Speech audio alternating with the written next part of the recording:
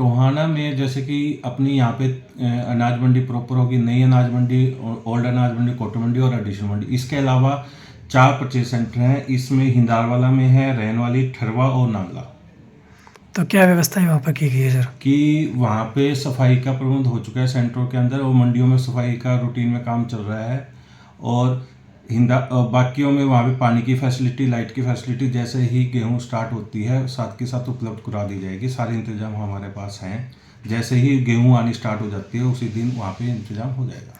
तो सरकार ने सर क्या मॉइस्चर मीटर और रेट निर्धारित किया गेहूँ का इसके बारे में? जैसे कि 2400 है गेहूँ का MSP, और इसके अंदर कि 13% मॉइस्चर होता है।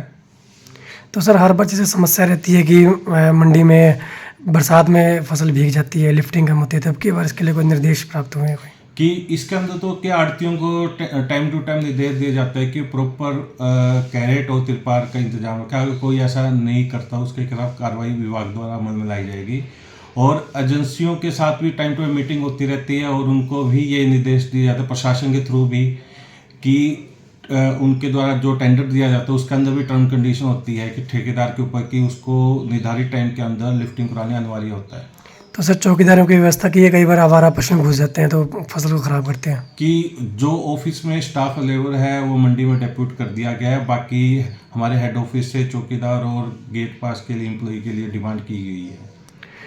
सर टोहाना में कौन से एजेंसी निर्धारित की गई है, उनके दिन कौन से तय किए गए हैं? जैसे कि टोहाना में 3 एजेंसी है, फूड सप्लाई, हैफर्ड और वेयर हाउस, जिसमें सोमवार को फूड सप्लाई की परचेज है, मंगलवार, बुधवार और शुक्रवार को है हैफर्ड की परचेज, वीरवार और शनिवार को है वेयर हाउस की परचेज।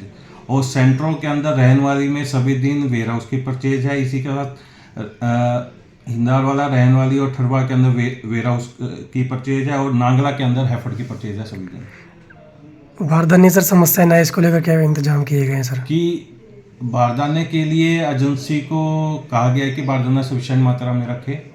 उनकी तरफ से भी यही आश्वासन है कि बारदाना हमारे पास सफिशिएंट मात्रा में है। क्या कहेंगे आप इसके बारे में? सबसे पहले तो मैं सभी किसानों को, सभी व्यापारी वर्ग को आज से नए वित्तीय वर्ष की शुभकामनाएं देता हूँ।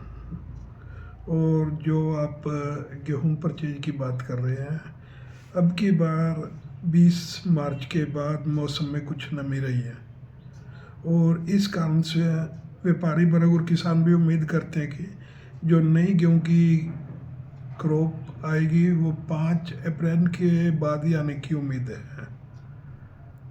तो पहले दिन कोई ढेरी मतलब यहाँ पे अभी तक नहीं, अभी तक कोई मंडी में किसान अपने नए सेशन की गेहूं कोई भी नहीं आई। तो प्रशासन से क्या मांग करते हैं आप, इसमें क्या होना चाहिए? प्रशासन से तो हम ये करते हैं कि वो स्मूथली, यानी कि मंडी में जो सबसे बड़ी दिक्कत आती है वो एक तो चौकीदारों की आती है। अनाज मंडी में चौकीदार और सफाई व्यवस्था 2 चीज़ें ज़रूरी है। तीसरी जो सबसे बड़ी यानी कि अहम समस्या जो मेरे घर में टोहाना के आसपास सभी सेंटरों में भी आती है कि लिफ्टिंग के बारे में सरकार का कोई रूल एंड रेगुलेशन नहीं है कि लिफ्टिंग जो है भी कितने बैग हर रोज होंगे।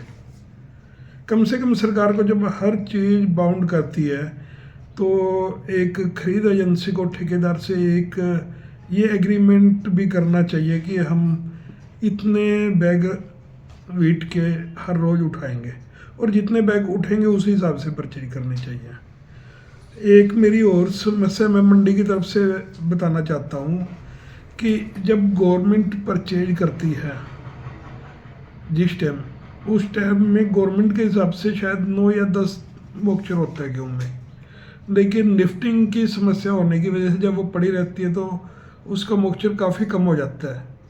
तो जब मॉइस्चर कम होगा तो बैग में पड़ी गेहूँ यानी कि सूखेगी, ड्राई होएगी। बट वो जो शॉर्टेज की समस्या है वो आड़ती के जिम्मे पड़ती है। जब यानी कि परचेज के टाइम इनका मॉइस्चर परचेज रजिस्टर में होता है, तो जब ये उठाते हैं इनको परचेज, वो उस टाइम भी अपना मॉइस्चर देखना चाहिए।